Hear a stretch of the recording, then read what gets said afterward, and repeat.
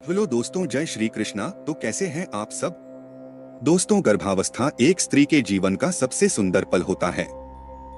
ग्रंथों के अनुसार एक माँ अपने बच्चे के भविष्य का निर्माण अपने गर्भ में ही कर देती है। यही वो समय होता है जब एक स्त्री अपने बच्चे में अच्छे विचार और अच्छे संस्कार का बीज बो सकती है। और इसीलिए गर्भावस्था में गीता जी और खास तौर से गर्भ गीता का पाठ करने की सलाह दी जाती है। गर्भ गीता जी का वह भाग है जहां भगवान श्री कृष्ण अर्जुन को समझाते हैं कि किस तरह हर मनुष्य के हाथ में होता है कि उसका जन्म और जीवन कैसा होगा, साथ ही वह अगले जन्म में किस योनि में जन्मे। ऐसे में ही अगर गर्भवती महिलाएं इस ज्ञान को सुन लें तो उनके बच्चे का जन्म और जीवन संवर सकता है। तो चलिए गर्भ गीता का पाठ शुरू करते हैं। पाठ के आरंभ में अर्जुन भगवान श्री कृष्ण से पूछते हैं कि हे मधुसूदन, वह कौन सा दोष है जिसके चलते प्राणी गर्भ विषय में आता है, बहुत गर्भ में पीड़ा पाता है, जन्म के समय भी कष्ट का सामना करता है और कई प्राणियों को तो जन्म से ही अधिक रोग भी लग जाते हैं। ऐसा क्यों? मनुष्य ऐसा क्या करें जिससे वह जन्म मृत्यु के बंधन से मुक्त हो जाएं? अर्जुन के प्रश्न पर भगवान श्री कृष्ण कहते हैं कि हे अर्जुन, यह जो मनुष्य है वह अंधा है, मूर्ख है, जो संसार के साथ प्रेरित करता है। यह वस्तु मैंने पाली या यह वस्तु मुझे प्राप्त करना बाकी है, ऐसी चिंताएं उसके मन से उतरती ही नहीं। दिन के आठों पहर उसके मन में यही विचार चलते रहते हैं, जिसके कारण वह बार बार अनेक योनियों में पैदा होकर जन्म, मरण और गर्भ के दुख भोगता है। अर्जुन पूछते हैं कि हे माधव, मन में तो काम, क्रोध, मोह, लोभ और अहंकार जैसे विकारों का निवास है। इनसे स्वयं को बचा पाना कैसे संभव है? कौन से प्रयास किए जाएं जिसके चलते मदमस्त हाथी के समान इस मन को वश में किया जा सके, भक्ति में लगाया जा सके? श्री कृष्ण कहते हैं कि हे अर्जुन, जिस प्रकार एक मदमस्त हाथी को वश में करने के लिए अंकुश का उपयोग किया जाता है, ठीक उसी प्रकार मन को वश में करने के लिए ज्ञान रूपी अंकुश का प्रयोग करना जरूरी है। अभियान से ज्ञान और भक्ति दोनों पाए जा सकते हैं। अर्जुन फिर प्रश्न करते हैं कि हे जनार्दन, कुछ लोग अपने भक्ति करने के लिए जंगल जाते हैं, वहीं कुछ सांसारिक मोह माया को छोड़कर जगह जगह भटकते हैं। ऐसे में हम कैसे जानें कि आपकी भक्ति का श्रेष्ठ मार्ग कौन सा है?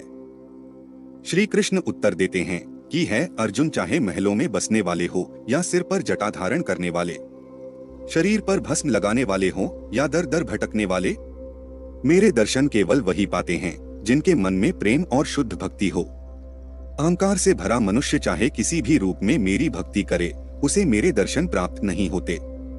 अर्जुन पूछते हैं कि है मधुसूदन, वह कौन सा पाप है जिससे पत्नी मर जाती है? वह कौन सा पाप है जिससे पुत्र मर जाते हैं और मनुष्य नपुंसक किस कारण होता है?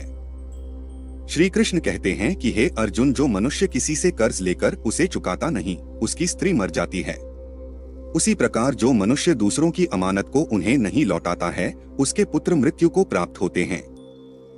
वहीं जो मनुष्य किसी को सहायता करने का वचन देकर समय पर सहायता ना करे, वह नपुंसक बन जाता है।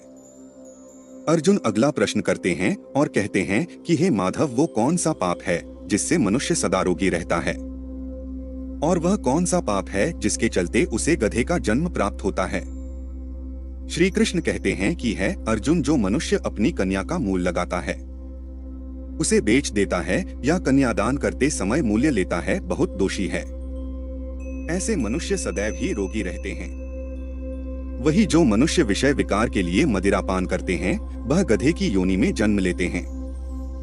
अर्जुन कहते हैं कि हैं कृपा निधान, आप कई मनुष्य को जीवन में स्वर्ण प्रदान करते हैं, कईयों को गाड़ी, घोड़े, सुविधाएं प्रदान करते हैं। ऐसा क्यों? श्री कृष्ण उत्तर देते हैं कि हे पार्थ, जो मनुष्य स्वर्ण का दान करता है, उसे गाड़ी, घोड़े, जीवन की सभी सुख सुविधाएं प्रदान करता हूँ। वही जो मनुष्य अन्न का दान करता है, उसे सुंदर स्वरूप, और जो संतों की सेवा करता है, उसे पुत्र की प्राप्ति होती है।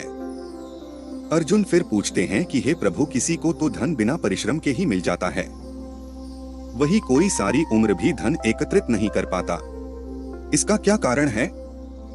श्री कृष्ण कहते हैं कि हे पार्थ, जिन्होंने गुप्त दान किया हो या गुप्त रहकर जरूरतमंदों की सहायता की हो, उन्हें अनायास ही धन प्राप्त हो जाता है। आगे अर्जुन पूछते हैं कि हे माधव, श्रेष्ठ गुरु की परिभाषा क्या है। इस पर भगवान श्री कृष्ण कहते हैं कि हे पार्थ, जिसने सभी इंद्रियों पर विजय पाली हो, जिसे सारा संसार ही ईश्वर रूपी दिखाई पड़ता हो, जिसके मन में सभी के प्रति उदारता हो, वही श्रेष्ठ गुरु है।